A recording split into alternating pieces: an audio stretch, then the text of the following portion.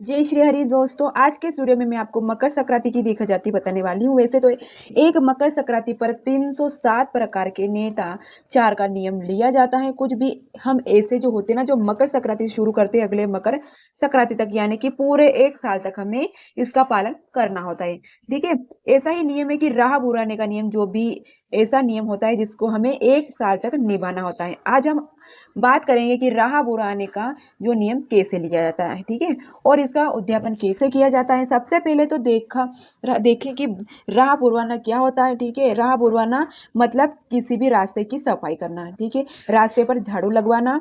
आपको खुद नहीं लगानी है झाड़ू, आपको किसी और से लगवानी। सफाई जो कर्मचारी होते हैं ना, जो भी आपकी गली झाड़ू लगाते के लिए आते हैं, आपको उनके से झाड़ू लगवानी होती है। और देखिए, हमें 4 जगह की राह भरवानी होती है। यह 4 जगह कौन कौन सी होती है? सबसे पहले तो जहाँ पर आप रह रही हो, जहाँ आप रहते हो ना, वहां पर आप ससुराल की जो राजकुमारी जाती है वहां।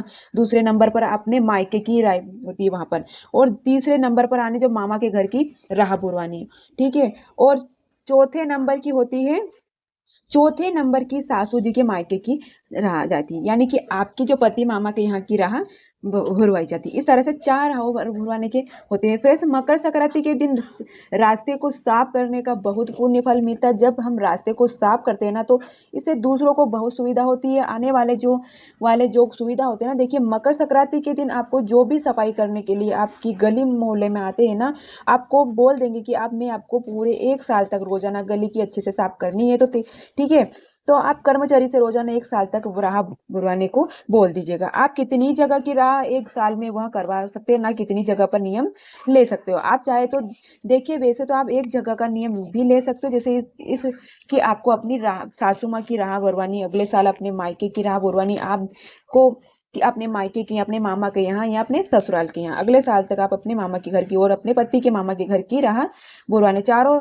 जगह एक साथ ही वह आप करवा सकते हो, या पूरी तरह से आप ले सकते हो। समर्थ आपके सामर्थ्य के हिसाब से डिपेंड करता है, क्योंकि फिर हमें इसका उद्यापन भी करना होता है। अब बात कर आती है कि अगर हम सिर्फ एक ही जगह की हर बार, यानी कि हमें सिर्फ अपने ससुराल की राह भवानी होती है, तो हम सकरात वाले दिन जब भी हम सफाई कर्मचारी आए ना, तो उनको बोल देंगे कि आप यहाँ पर राह बुरवा दीजिएगा। लेकिन अगर आप 4 जगह की राह साथ बाहर आ रहे हो, तो या तो 2 जगह किराए एक साथ भरवा दीजिए, और कैसे भी बोल दीजिएगा। अगर आप 4 जगह की करेंगे तो आप ऊपर वाले जो मकर संक्रांति ना, पहले दिन से आपको फोन कर देंगे वहां पर। जैसे कि अगर आप अपने मायके की रायता भरवाते हैं ना, तो आप अपनी माँ को फोन कर दीजिएगा, तो आप अपने भाई भाभी जो भी किसी भी फोन पर दे देंगे। ठीक है, कर्मचारी जो अपने जो भी गली झाड़ू में लगाते ना, आते हैं ना, वो उनको बोल दीजिएगा अगले साल तक रोजाना उसे गली को साफ करवाना होगा। इसी तरह से आप अपने मामा के घर भी फोन करके बोल दीजिएगा, और अपने पति मामा के घर भी फोन करके बोल दीजिएगा। वह अपनी उनकी गली में जो झाड़ू लगवाने के लिए आते हैं ना, उनको पूरा एक साल तक रोजाना झाड़ू लगवाने के लिए बोल देंगे। जब एक साल पूरा हो जाए, उनके बाद आपको अगली मकर संक्रांति को इसका उद्यापन करना होगा। ठीक है, उद्यापन में क्या होता है कि जो सफाई कर्म होते हैं ना, उसको लिए हमें कुछ सामान लेना होता है। तो हमें क्या क्या सामान लेना है, उसमें बारे में मैं आपको बता दूंगी। चलिए हम देख लेते हैं कि हमें क्या क्या सामान लेना है। पहले तो हमें झाड़ू देनी होगी। ठीक है, तो देखिए, आप इस तरह से की झाड़ू लगाई, जिसमें गली में झाड़ू लगवानी जाती है ना, उस तरह से आप झाड़ू ले सकते हैं। उसके साथ ही कूड़ा रखने वाली कुछ कूटकरा दे सकते हो। आप इस तरह से टोकरा भी ले सकते हो, या आप इसला भी ले सकते हो। यहाँ जो भी झाड़ू लगवाने हो ना, सामान आप दे सकते हो, वह खुद खरीद लेते हो। इस साथ में आप पैसे भी दे सकते हो खुद।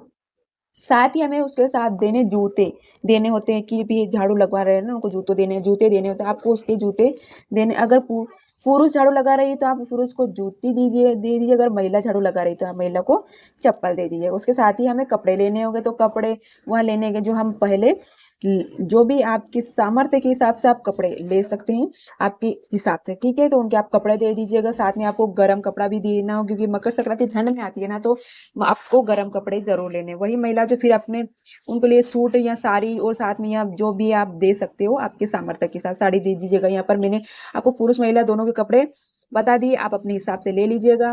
और आपको उसी के हिसाब से कपड़े लेने हैं। उसके साथ ही आप खाने के लिए कोई चीज जरूर देनी है आपको, मिठाई या लड्डू, आप जो भी, लेकिन उसमें आपको मिठाई जरूर देनी है। आप यथासंभव दक्षिणा दे सकते हैं।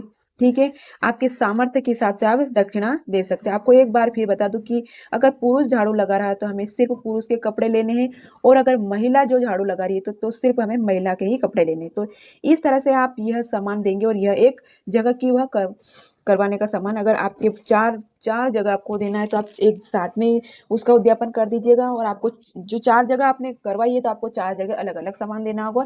फिर आपने जो एक ही बार जो करवाई है तो आपको एक ही बार का सामान देना होगा। ठीक है, इसी तरह से आपको ये राह पुरवाने का नियम होता है। तो फ्रेंड्स, वीडियो अच्छा लगा हो तो लाइक एंड सब्सक्राइब कर दीजिएगा।